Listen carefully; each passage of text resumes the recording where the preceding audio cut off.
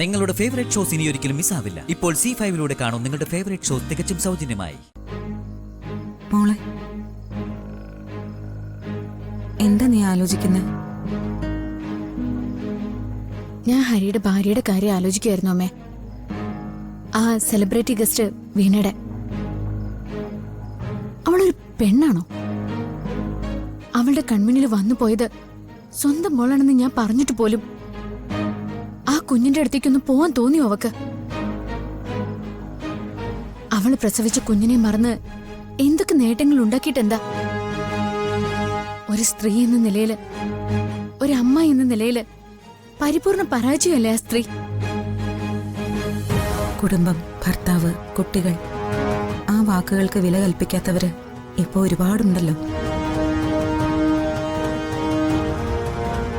പാവം കല്യാണി എന്നെങ്കിലും സ്വന്തം അമ്മയെ കാണുന്ന ആഗ്രഹവും മനസ്സിൽ വെച്ച് നടക്കുക. ആ കുഞ്ഞമ്മയായി ആരെയെ കാണേണ്ടത്? ആ രാക്ഷസിയെയോ? വീണയ്ക്കൊരിക്കലും കല്യാണിയെ സ്നേഹിക്കുന്ന ഒരമ്മയാവാൻ പറ്റില്ല. കല്യാണിക്കൊരമ്മ വരണമെങ്കിൽ ഹരി മറ്റൊരു വിവാഹം കഴിക്കുക തന്നെ വേണം. കല്യാണി അവളുടെ അമ്മയെക്കുറിച്ച് ചിന്തിക്കുന്നത് ഇത്രയും വേദനയോടെ നീ സംസാരിക്കുന്നില്ലേ? അപ്പോ ആദ്യമോനോ?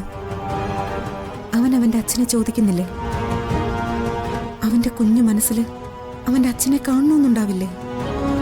അമ്മേ, അച്ഛന്റെ സ്ഥാനത്ത് അവനൊരാളെ വേണമെങ്കിൽ ജ്യോതി വീണ്ടും ഒരു വിവാഹം കഴിക്കണം.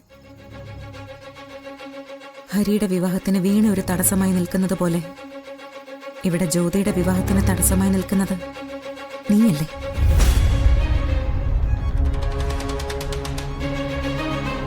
ഒരാൾക്ക് നേരെ വിരൽ ചൂണ്ടാൻ എളുപ്പമാണ്.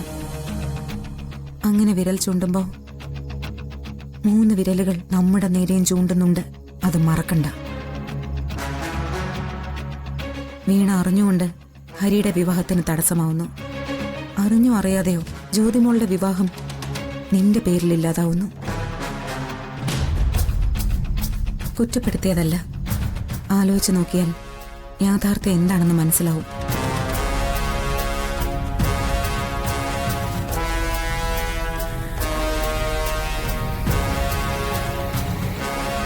ഒരു കാര്യം മനസ്സിലാക്കിക്കോളൂ, നിന്റെ വിവാഹത്തെക്കുറിച്ചുള്ള തീരുമാനം നീ വൈകിപ്പിക്കും തോറും മറ്റു ചിലർക്കും ചിലത് നീ നഷ്ടപ്പെടുത്തുന്നുണ്ട്.